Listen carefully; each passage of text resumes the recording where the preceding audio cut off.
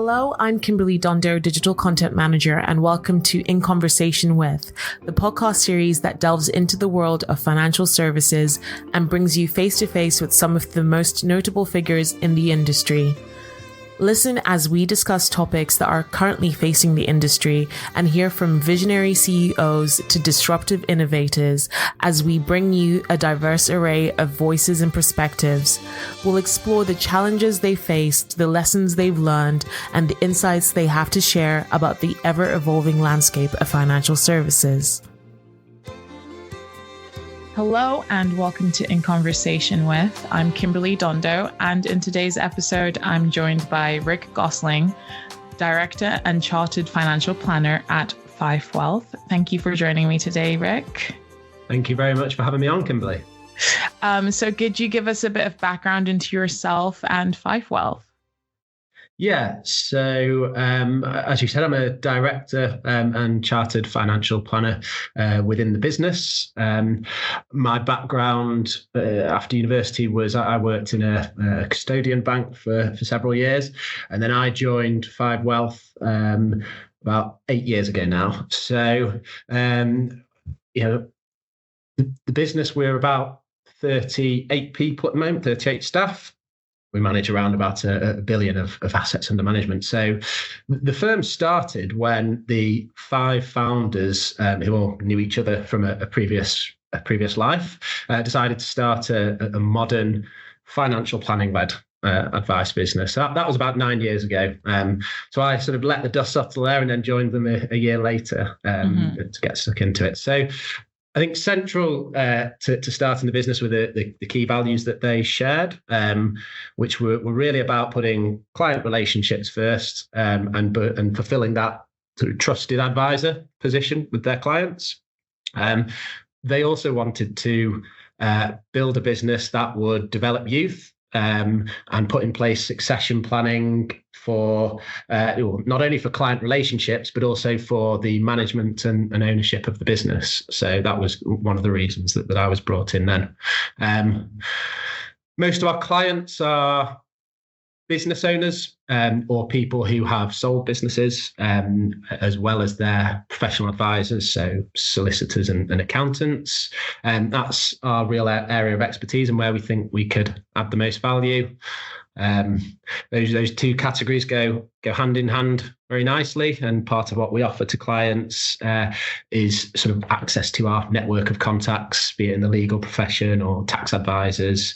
It's an offering that's gone down very well, and we've benefited from some fantastic organic growth over the years. And we were named the Chartered Financial Planning Firm of the Year at the most recent Personal Finance Society Awards. So pleased to say it's going well. Mm-hmm, definitely. So what does being backed by a private equity firm like Foresight bring to your business and your clients? Yeah, so that's a good question. And we had investment of about 6.7 million from Foresight, which that deal happened a couple of years ago now. I think it's provided a real platform for the business to grow, but really importantly for clients, it's given security around the future of Five Wealth. So I'll hold my hands up and say that the first time that the phrase private equity was tabled, I was a bit of trepidation on my behalf. I know it isn't always sunshine and roses with private equity, but I'm very pleased to say that Foresight have been a fantastic partner to work with. So the existing management team have continued with the day-to-day running of the business, but I think it's fair to say since their involvement, we've probably had better oversight of the numbers and a more clearly defined strategy. Some of the funds that were invested were for growth capital, meaning that we have financial backing to invest in technology and people, which obviously improves our proposition for clients. I mentioned earlier that obviously succession planning is quite key for the business. And I think when you look at the industry, I think the average age of an advisor is in the late 50s on average. And so I think there's quite a lot of firms out there where, there are advisors with perhaps one eye on retirement, and they may not necessarily have that infrastructure in place for the business to carry on. And so there's a question then for clients as to what happens at that point. So, one benefit of the Foresight transaction was that, yes, it allowed some of our older directors to fully or partially retire, but it's also meant that for younger members of the team, such as myself, been able to become larger shareholders, and I think that path for growth and security for clients is there. Yeah. So you've expressed concern about the rise of unregulated financial advice on social media, which the FCA seems to finally be cracking down on. But what do you see as the biggest risks for consumers and also for the profession of financial advice? Yeah. No, it's a good question, and obviously a topic that is getting quite a bit of press at the moment. So, I think firstly, I'd say it's great that people, and particularly younger people, are taking an interest in their personal finances.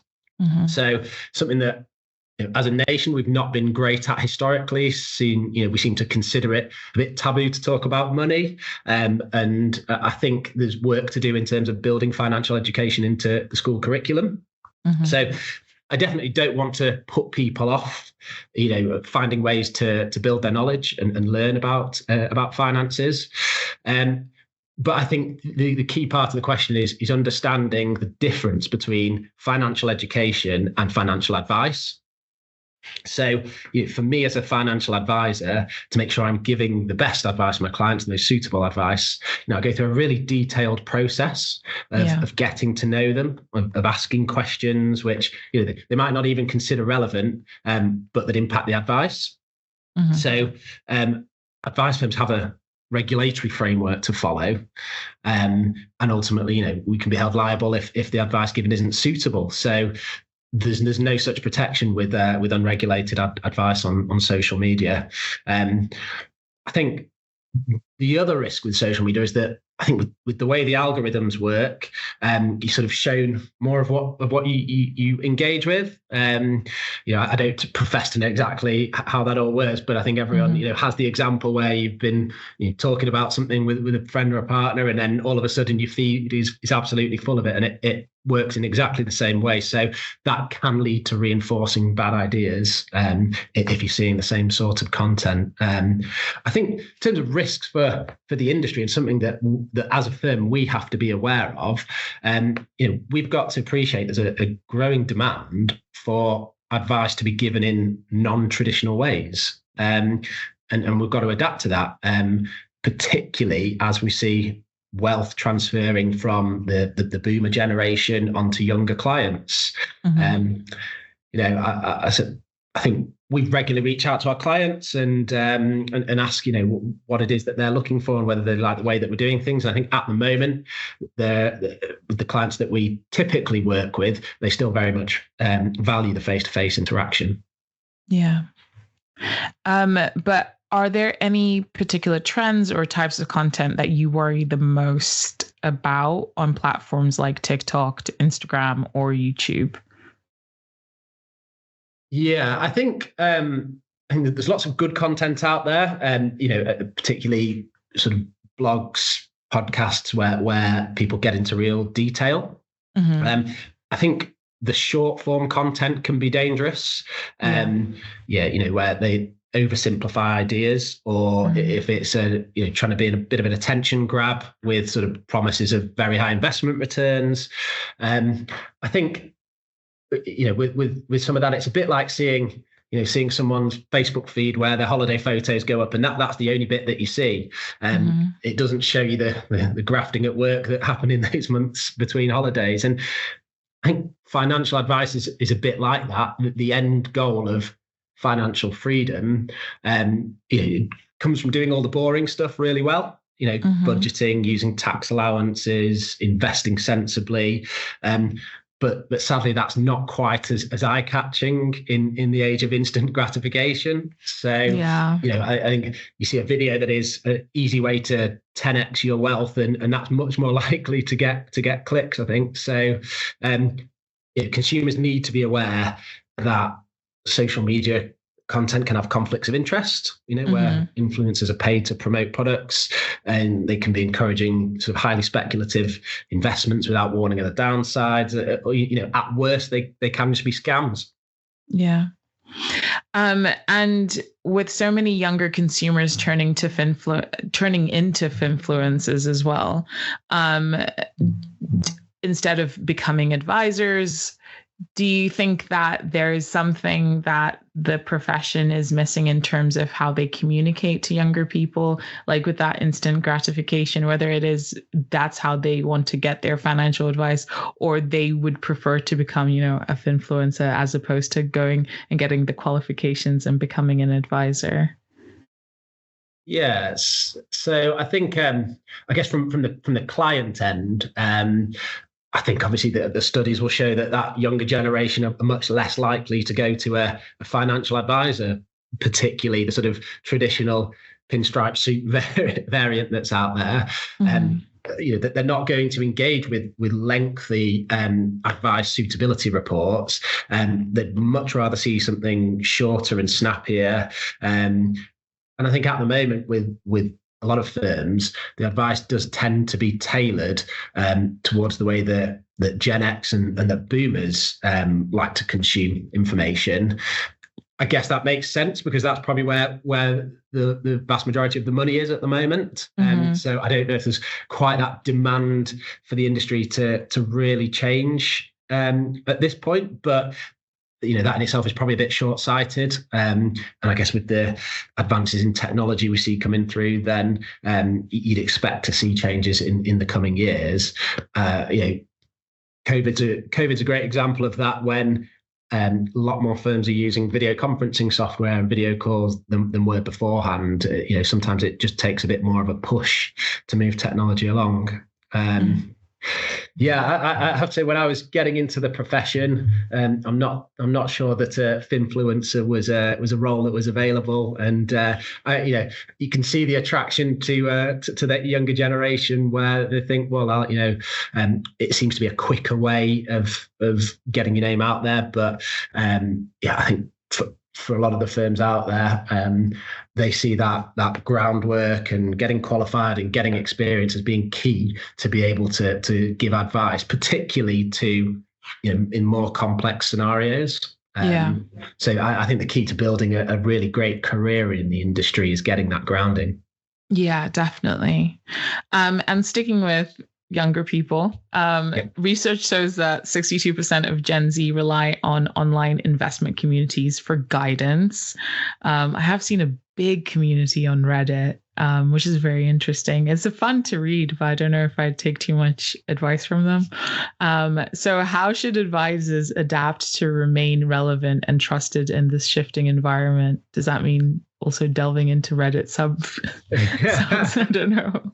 I'm not sure. I'm not sure about Reddit. I think one of the fans of the business, Steve Jordan, he's got a teenage daughter, so I think he'd be well placed to launch the 5 Wealth TikTok account. I'm not sure we'll go as far as sort of delivering a pension seminar with a choreographed dance, but who knows? that may be the future.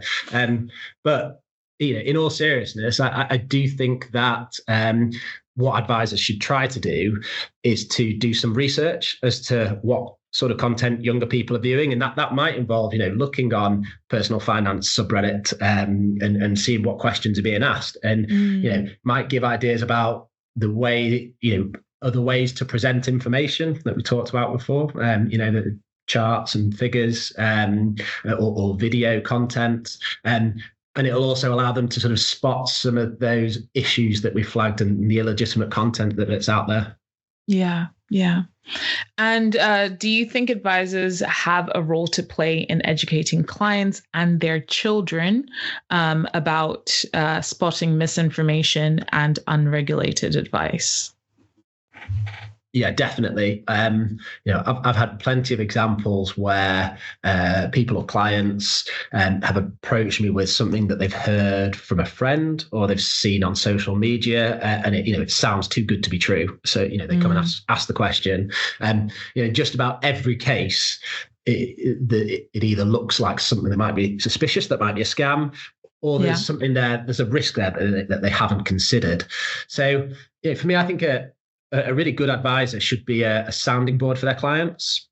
So not just advising on specific products that are right for them, but on wider financial issues. And yes, I do think that there's a role there for advisors to play.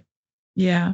And do you also, with your clients, do you actively engage with the rest of the family? Because I know some advisors kind of get stuck with just kind of dealing with their main client, and then that's where the intergenerational gap happens, and then the kids inherit and then move on to someone else or try and sort out their own finances without regulated advice. So is that something you work on doing? Yeah, it is. I mean, we very much view a family group as a client rather than individuals. Okay. So a lot of the work we do is around estate planning, ensuring that family wealth is transferred onto future generations with the appropriate controls. So setting aside some of the practical considerations about that, like protecting assets from divorce or making sure that elder generations have enough to see them through their lifetime. For some clients, there is a concern about giving too much to their children at too young an age, or too much financial freedom at too young an age. I think there's concerns there about is it going to impact their work ethic or lead to poor financial decisions? And what we've found is that actually, if you engage those younger people in conversations and you do a bit of work on that financial education piece, then they start to learn from a young age about what are the benefits of investment growth, and okay, so these funds are funds that I won't touch for a while, and they're for longer term objectives, buying a house, etc. So if you have those conversations, they do tend to engage with it. We've had we've had children of clients come into our office and put on a bit of food and drink, and those kind of sessions have gone down really well. And we've probably still got a bit of work to do in terms of the social media content and putting ourselves out there to that younger generation. But yeah, I think it's absolutely vital to get children, or I say children, younger generations involved in the conversation. Yeah. And swiftly moving on to another hot topic, which is AI and how it fits into the future of financial guidance. So tools like ChatGPT are now part of everyday life. It's almost difficult to think of life before them for some people. Yeah. So what risks do you see in consumers using AI as a substitute for regulated advice? I mean, I've already seen some people saying they're using it as their therapist. So that's already scary enough. But what are your concerns, or what risks can you see? Yeah, no, I think it does seem to have, ChatGPT seems to have replaced Google as the first port of call when someone needs an answer to something.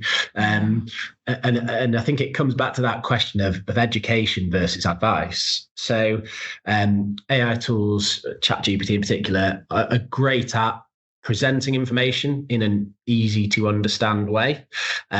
So, for a consumer that has a question, how does a pension work?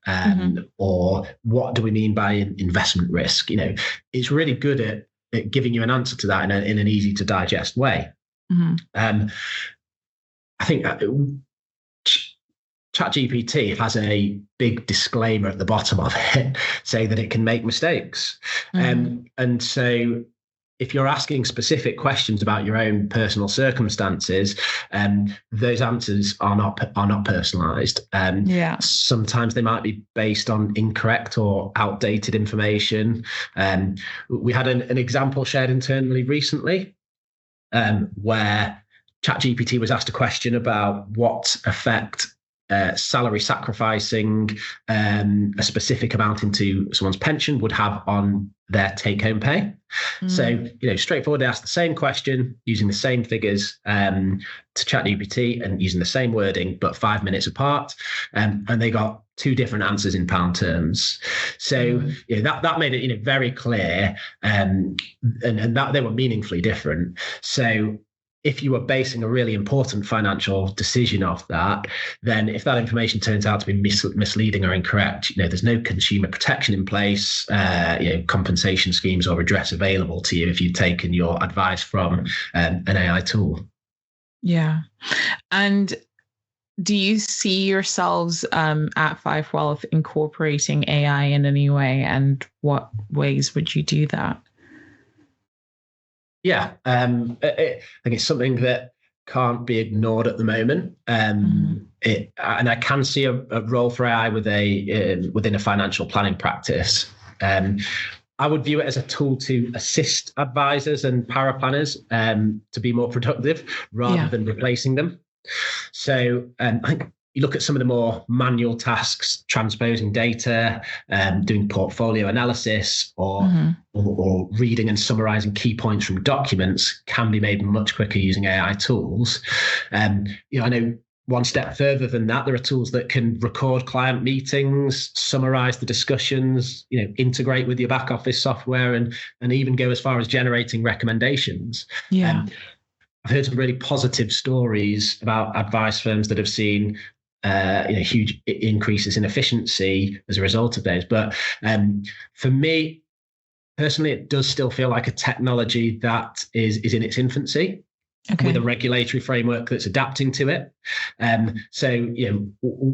We will adopt some form of AI into our processes at some point, but I don't think it will be without significant human oversight. Definitely. I think that's the key to everything to do with AI, human oversight. And I guess just one more point on that is I think a mass adoption of AI within the industry might be putting the cart before the horse slightly, because I think for a lot of firms and platforms, there are some more fundamental issues of legacy infrastructure, system integrations, and how data is shared, that actually, if those were addressed, that would lead to efficiencies that would benefit the end client. I do find it amazing that in this day and age, often if a client's transferring a large amount of money, often the easiest way to do it is by a check. And some of the big, particularly the big US financial institutions are using faxes. So I think there are other areas to address, as well as the use of AI. That's so true. You can't be advanced in one area and then still using fax. So you've mentioned intergenerational planning. We talked about it earlier. So how can advisors use this approach to build financial resilience and knowledge within families? Yeah. So obviously we mentioned before about bringing children in or younger generations into the conversation. That doesn't necessarily mean divulging all of your financial information to your kids, but let's say you want to think about getting something set up for your kids, putting something away as an investment for your kids for when they might want to buy a house or down the line. You might consider something like a junior stocks and shares ISA. And if you explain what it is, how it works, how it's invested, and talk them to, do a quick financial surgery with them once a year, they will typically engage with that, and they'll understand the difference between, funds that we need now, emergency funds that are for long term, and they'll start to really see the benefits of that, which will ingrain good habits for when they become, when they start to take on more financial responsibility. I think advisors should really consider offering to lead on those conversations with clients and their children. A bit of time invested in the younger generation now is likely to pay off in the future. I mentioned that we treat families as groups. as a client group rather than individuals.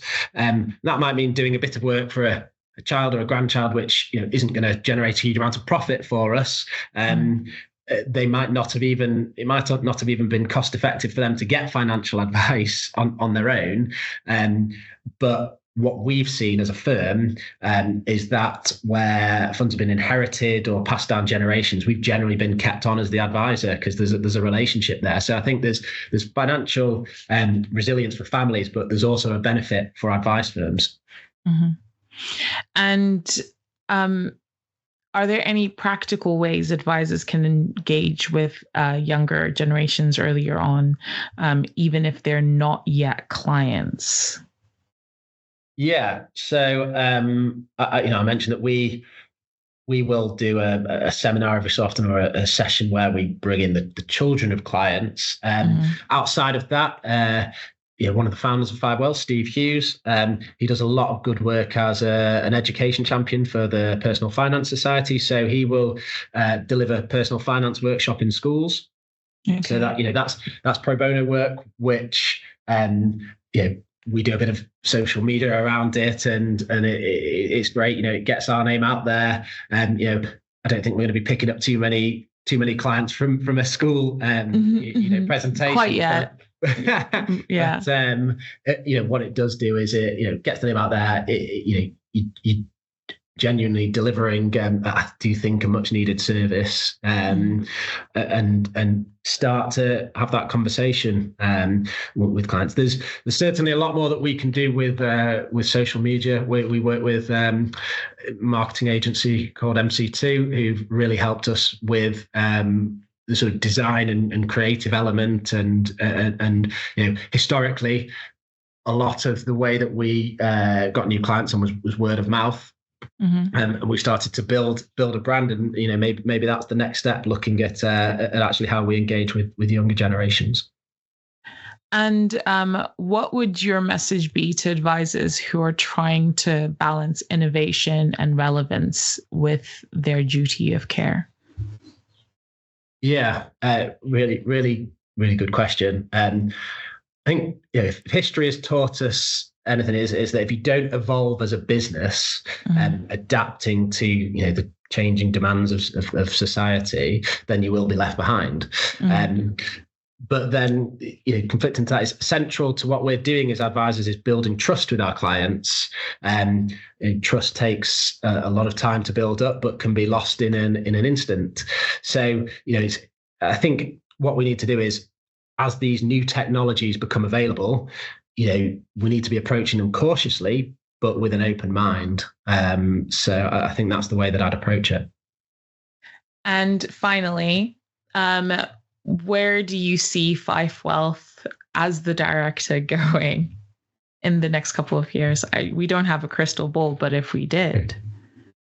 Yeah, well, one of the big benefits of being here is the youth that we've got within the business. We've got a team that are chomping at the bit to become the leading presence in I think the Northwest for business owners and business owner clients in particular. So that's where we'd like to get to. We're a growing team, and it's exciting times. Yeah, definitely. Well, thank you so much for talking with me today, Rick. This was a really great conversation. Thanks, Kimberly. And I'll be inviting you to follow the Five Wealth TikTok account once it's live. I will definitely hit follow. Thank you for listening to In Conversation With. We do hope that you enjoyed it. Please do keep up to date with all our new releases via Podbean, Apple Podcasts, Spotify, and everywhere else you get your podcasts from. You can also keep up to date with all our new content published on the Money Marketing website, as well as our print edition Money Marketing magazine. So make sure to subscribe. Follow us on Twitter, LinkedIn, Facebook, and Instagram. See you next time.